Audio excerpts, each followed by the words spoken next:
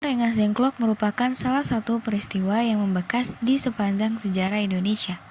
Peristiwa Rengas Dengklok adalah peristiwa penculikan terhadap Soekarno dan Hatta yang terjadi pada 16 Agustus 1945.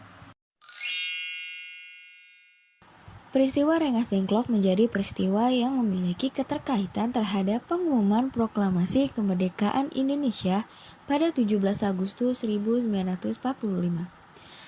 Kala itu, Indonesia sedang dijajah oleh Jepang karena ambisi Jepang yang ingin membangun Imperium Asia Timur Raya pada masa Perang Dunia II.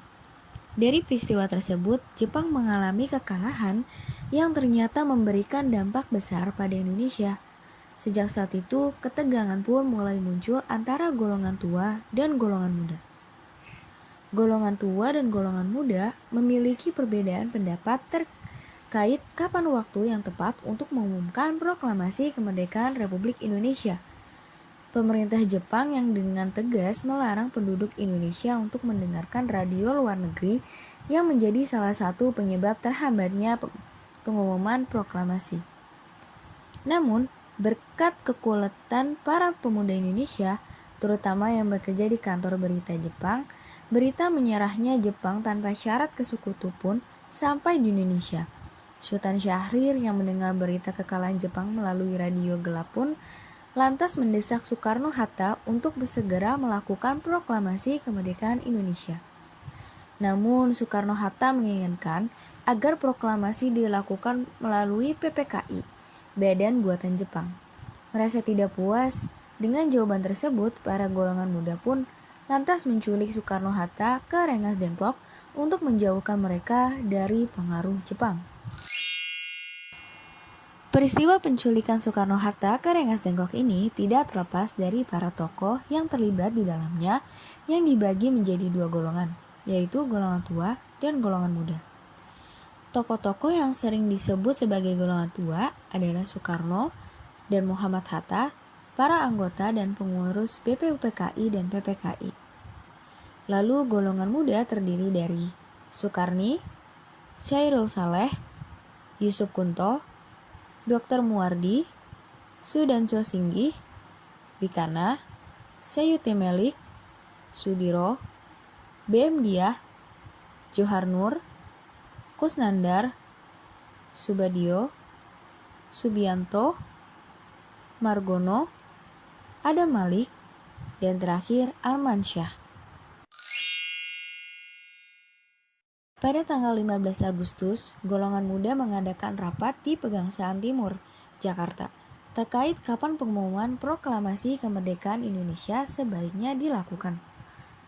Rapat yang dipimpin oleh Chairul Saleh kemudian menyepakati bahwa kemerdekaan Indonesia adalah keputusan dari rakyat Indonesia, bukan Jepang. Malamnya, para golongan muda mengutus Wikana dan Darwis untuk menemui Soekarno dan Hatta. Mereka menuntut agar proklamasi kemerdekaan dilakukan pada tanggal 16 Agustus 1945. Jika Soekarno-Hatta menolak, maka akan terjadi sebuah pergolakan besar. Namun, permintaan Wikana dan Darwis ditolak oleh Soekarno dan Hatta. Soekarno tidak bisa melepas tanggung jawabnya sebagai ketua PPKI, sehingga ia harus berunding terlebih dulu dengan badan buatan Jepang itu. Karena menerima penolakan dari Soekarno dan Hatta, Wikana dan Darwis lantas kembali dan mengadakan rapat yang digelar di Jalan Cikini 71 Jakarta. Rapat tersebut dihindari oleh para tokoh golongan muda lainnya. Mereka pun memutuskan untuk membawa Soekarno dan Hatta ke Rengas Dengklok guna menjauhkan mereka dari pengaruh Jepang. Setelah Soekarno dan Hatta diculik ke Rengas Dengklok, Soekarno di hadapan Sudanso Singgih memutuskan untuk bersedia mengadakan proklamasi setelah ia kembali ke Jakarta. Golongan tua dan golongan muda pun menyepakati keputusan bahwa proklamasi kemerdekaan harus dilakukan di Jakarta oleh Soekarno. Esok harinya, Ahmad Subarjo rela menaruhkan nyawanya dengan menjemput Soekarno dan Hatta untuk kembali ke Jakarta dan menjamin proklamasi kemerdekaan terselenggarakan. Hasil setelah terjadinya peristiwa Rengas Dengklok adalah proklamasi kemerdekaan akan diumumkan pada tanggal 17 Agustus 1945 selamat-lambatnya pukul 12 WIB.